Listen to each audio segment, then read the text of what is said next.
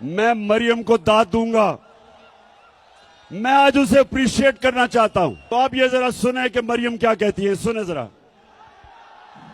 हसन हुसैन के पास आज जो भी है वो उनके वालिद से उनको नहीं आया।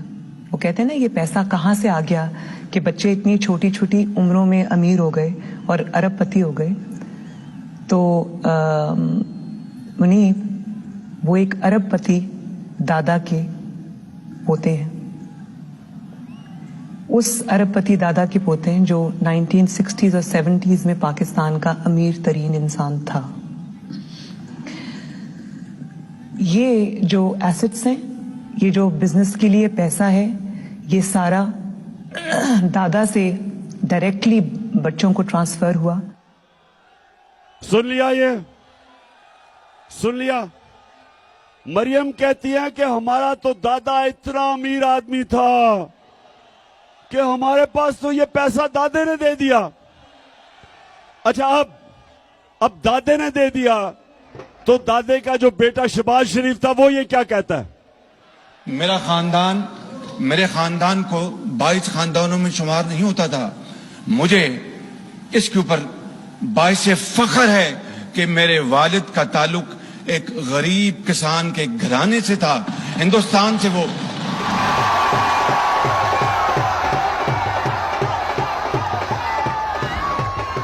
वैसे मैं मरियम को दाद दूंगा। मैं आज उसे अप्रिशिएट करना चाहता हूं। सुने सुने क्यों कि इतना बड़ा झूठ बोलते हुए एक भी मुंह से लाइन इधर उधर नहीं हुई।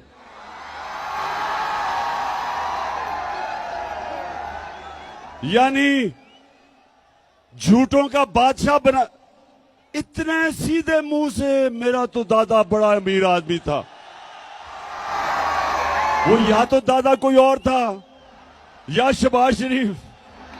वो शहबाज शरीफ कहता है मेरा बाप गरीब आदमी था, वो कहती है मेरा दादा अरबपति था।